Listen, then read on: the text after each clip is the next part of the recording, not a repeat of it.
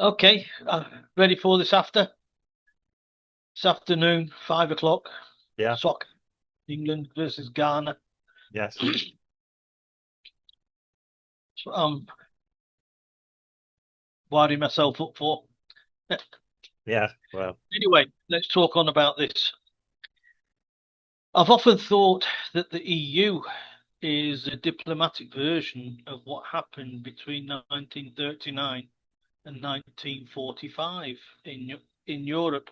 Only right. this time, Germany didn't get a bloody nose. They got what they wanted, control of Europe, basically. Mhm.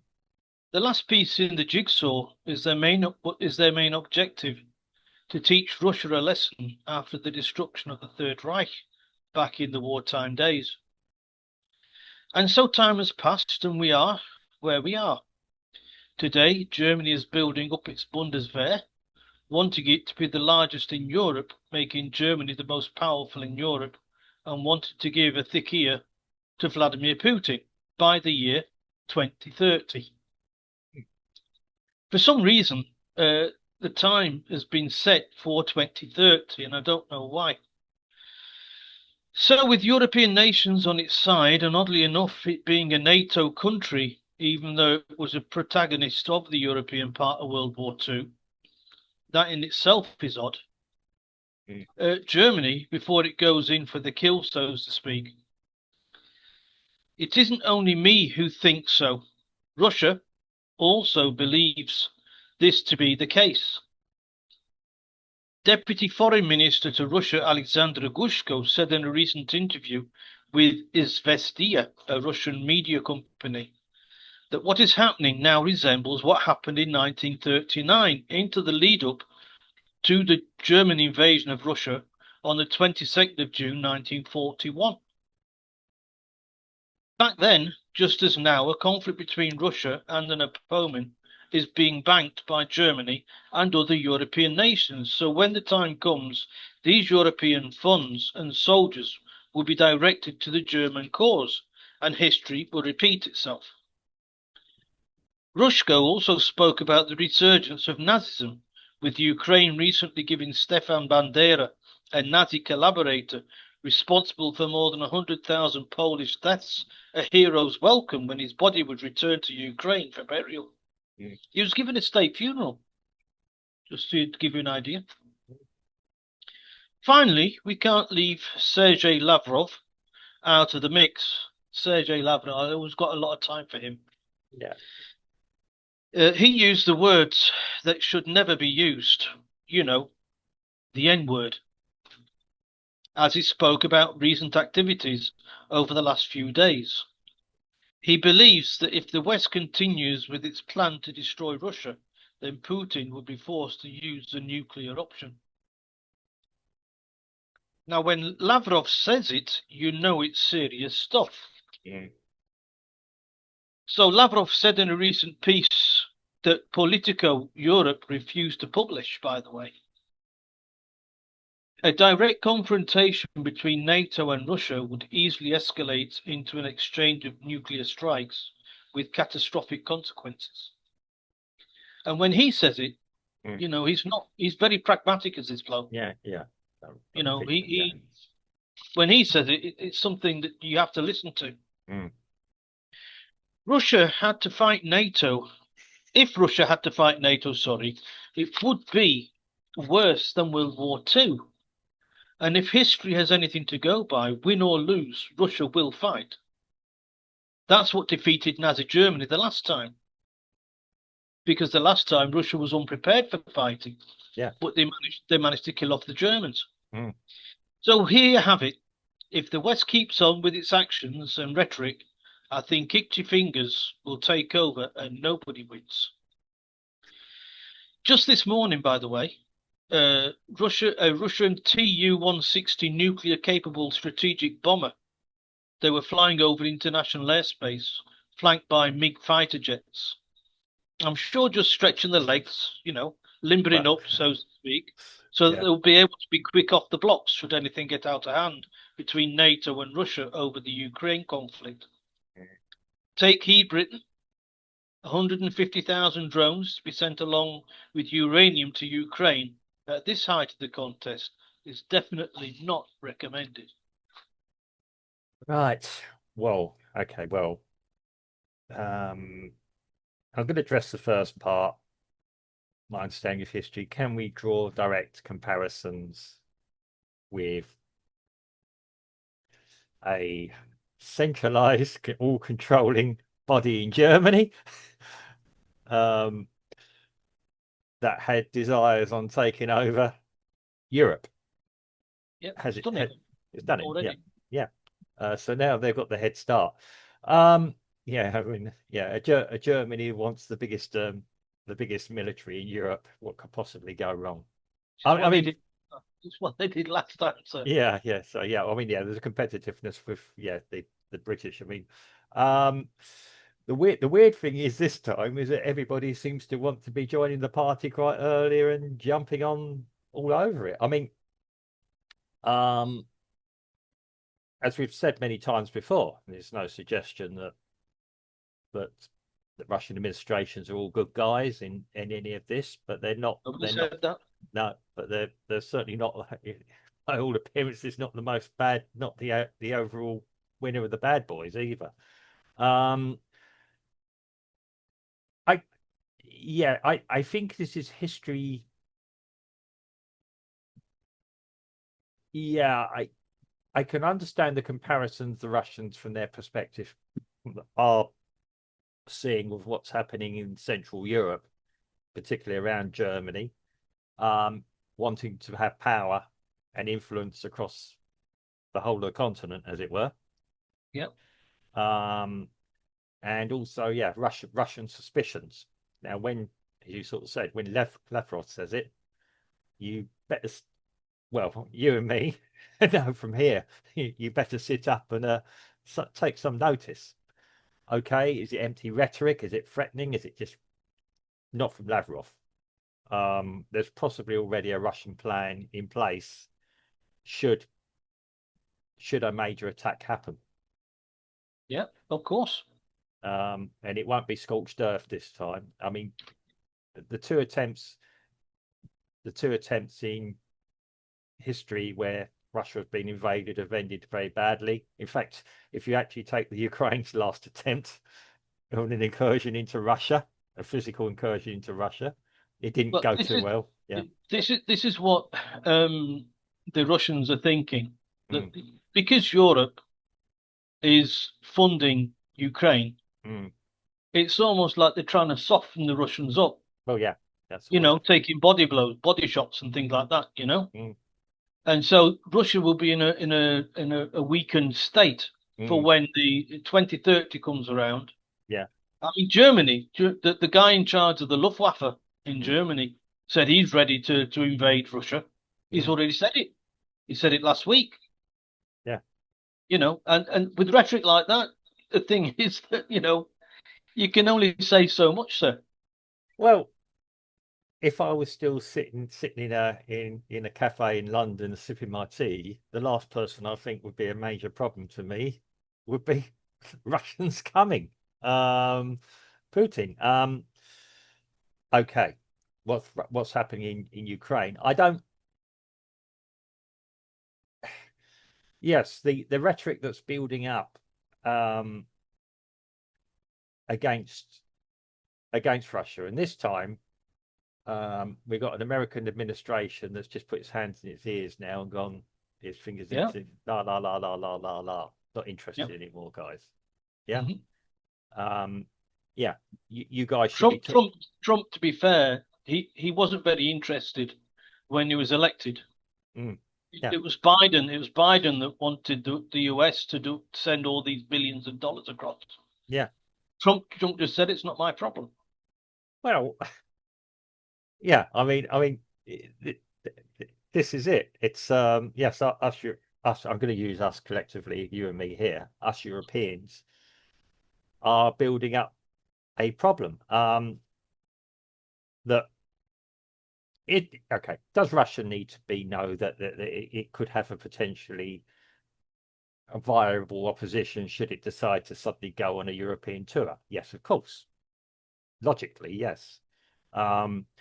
Would they choose to do a European tour even if they thought they could do it? Possibly not, because what my question is still this. I mean, I do think that nation states should have a good sound military for a variety of different reasons. To protect ourselves against each other in Western Europe would be a far better suggestion that I could come up with than anything that Russians could do.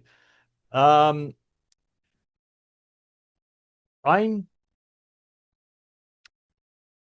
Yeah, I mean, logically, there doesn't make any sense that Russia would actually decide to suddenly go on the rampage from Eastern Europe across to Western.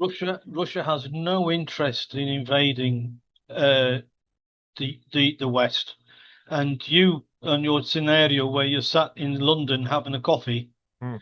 if Russia want to send a message to London, yet you wouldn't know about it, sir. But yeah, It's only about 3 minutes traveling time for their yeah, nuclear bomb yeah, to travel from Russia to London.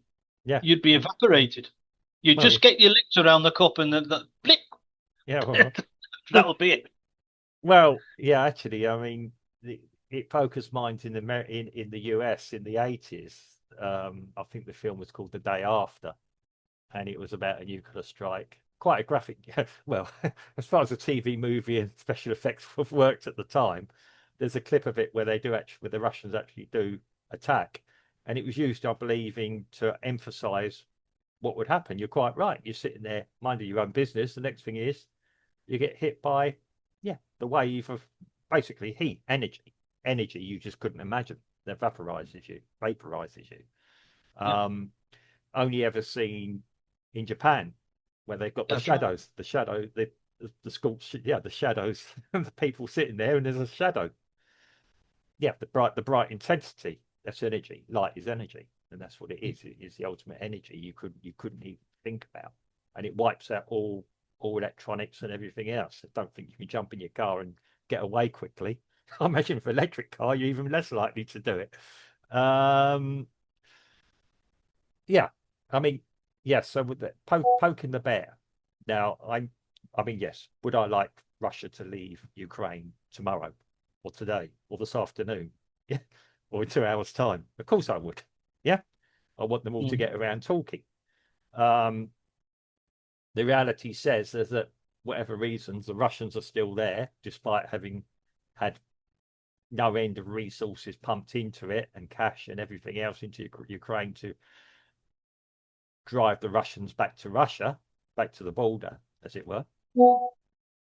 Or somebody actually wants, like you say, to keep the war going. So just send enough to actually keep the Russians occupied, use up their resources, which I heard this conspiracy theory 3 years ago, admittedly. And just do it. Now, this building up of forces, well, across Europe is interesting. I do think there needs to be defense spending. And Yeah, without doubt, Mark. The thing is, the reason behind it, defense spending, I mm, can understand, yes, right? Building your army up, threatening that in 2030 you're gonna invade somewhere. mm, That's something else. yeah, yeah. I mean, Right? And go. and the good thing is that nobody wants to join the German army. The German army are thinking about conscripting, just like Ukraine's did, Mm, right? They're thinking about conscripting young men mm, to serve in the army so they yeah, can go into the German meat grinder. yes. I mean, a lot of military people will tell you that when you are building a military, it's better to have people that want to be there, other than people that have no the slightest inkling or interest in joining Yeah, well, it's effectively the country's biggest sports club. I mean, that's yeah, what it is. militaries were.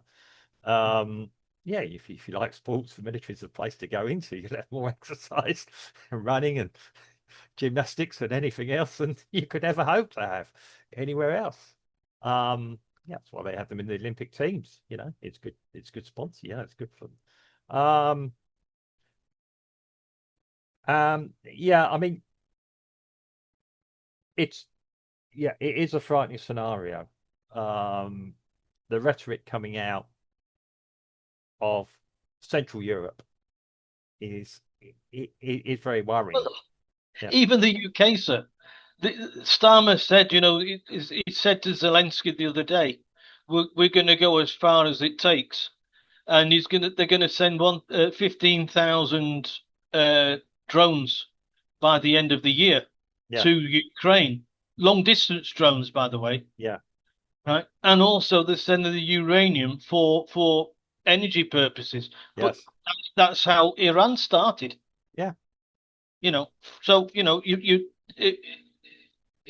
if my next door neighbor is starting to build things up, mm, and also saying through the cracks in the wall, mm, we're after you, we're going to get you.